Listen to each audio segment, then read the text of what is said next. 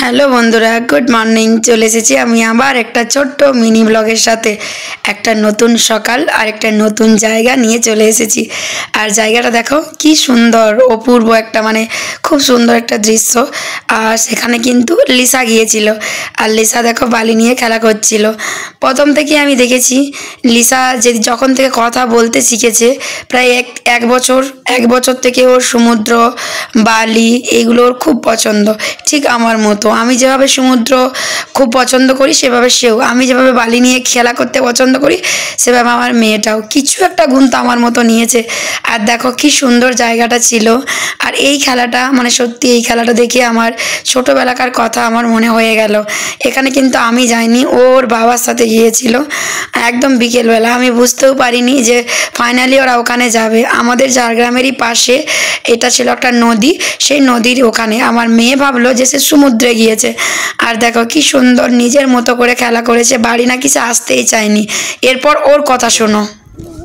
হ্যাঁ, তুমি কোথায় এসেছো? যাবে না তুমি? না, আমাকে ভয় লাগে। তুমি কোথায় এসেছো মা? দীঘা যাবো তো তোমার কাছে। আচ্ছা তো দীঘা। না না না, আমাকে ভয় লাগে তো, প্রচন্ড ভয় লাগে, প্রচন্ড ভয় লাগে আমাকে। হ্যাঁ, প্রচন্ড ভয় লাগে। প্রচন্ড ভয় লাগে। আরে আসো, না না না, একটু আসো।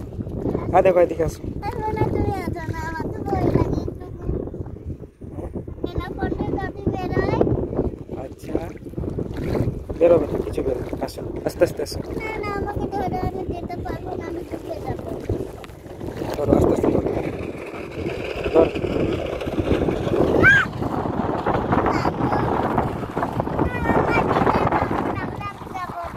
হ্যাঁ, তুমি আমার দিকে সবার ধরো, আমার হাত ধরো, আমার হাত ধরো না মা, আমার এই হাতটা ধরো রে, হাতটা হাতে ধরে,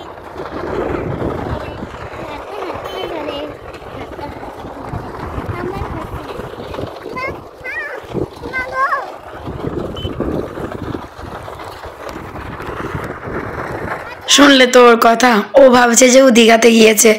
আর একটা জিনিস আমার খুব খারাপ লাগলো, আমি যেতে পারলাম না। ওই সময় আমি লাইভ করছিলাম, বিকেলে বাবার সাথে গিয়েছিল। ও কিন্তু বরাবর বাঁচার জন্য ও মা ধরো, ও মা আমার হাতটা ধরো, কিন্তু আমি ওখানে ছিলাম না। আমি ভিডিওটা যখন শুনলাম না, খুব খারাপ লাগলো। আর বাচ্চাদের তো কি বলবো, বাঁচানো বলো সব কিছু দিক থেকে ভরসা তো একমাত্র মাই না। ও বারবার সেই মা মা মা মা করছিল। ওর সামনে কিন্তু ওর বাবাই ছিল, কিন্তু তারপরও সে আমাকেই ডাকছিল। তো যাই হোক, ভিডিওটা দেখার পর আমার খারাপও লাগলো। আর ও খুব আনন্দিত হচ্ছিল। আর আমি মিস করে গেলাম জায়গাটাতে, আমারও খুব ইচ্ছা। আর ওটা দেখলে তো পেছনে নদী টদী নৌকো টৌকো সব কিছু ছিল। আর তারপর ইনি ভোর দুপুরবেলায় কিছুতেই ঘুমোবে না। একটু একটু জোরে কথা বলেছি বলে ওনার ঘুম ভেঙে গেছে। সীমাদি বলছে নাও এবার সামলাও, সে ঘুমটা তো দিলে ভাঙিয়ে। আর এবার দেখো ওকে গাড়ি নিয়ে ঘরের মধ্যে আমি গাড়িতে চাপিয়ে আমি ঠেলাঠেলি করছিলাম। তারপর বিকেলে একটু বেরিয়েছিলাম বিরিয়ানি খেতে ওর বাবার সাথে। ও খুবই পছন্দ করে থাকতে বা ঘুরতে। অ্যাকচুয়ালি কী বলো তো, বাচ্চাদের টাইম দিতে পারছি না আমি, এই জন্য হয়তো। কথা দিচ্ছি মা, হ্যাঁ সত্যি আমার এই কয়েকদিন ধরে মনে হচ্ছে এত চারপাশের কথা শুনে, বাড়ির লোকের কথা শুনে আমার মনে হচ্ছে কোথাও যেন আমি নিজের কর্তব্য থেকে সরে যাচ্ছি একটু একটু করে। কিন্তু আমি বুঝতে পারছি না আমি কখনই যেন একটা দূরত্ব হয়ে যাচ্ছে আমার মা মেয়ে বলো বা আমার হাজব্যান্ডের সাথেই বলো। তারপর দেখো রাতে এখানে কি হয়েছিল বলো তো, একটা বিড়াল বাচ্চা দিয়েছিল, বাচ্চা দিয়ে কোথায় চলে গেছে দেখো, খুব ছোট্ট পুরো সদ্যজাত। কি বলবো, ওর মা মনে হয় খাবারের সন্ধানে গেছে।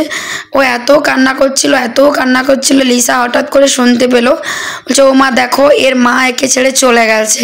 দিয়ে আমরা ওখানে দাঁড়িয়েছিলাম টর্চ লাইট জেলে, যতক্ষণ না ওর মা এসেছে ততক্ষণ আমরা বারবার ওটা দেখছিলাম যে ওর মা ওর কাছে এসেছে কি না। যদি না আসতো তাহলে অবশ্যই বাড়ি নিয়ে আসতাম। তো চলো আজকের ভিডিওটা এখানেই শেষ। Bye, tata.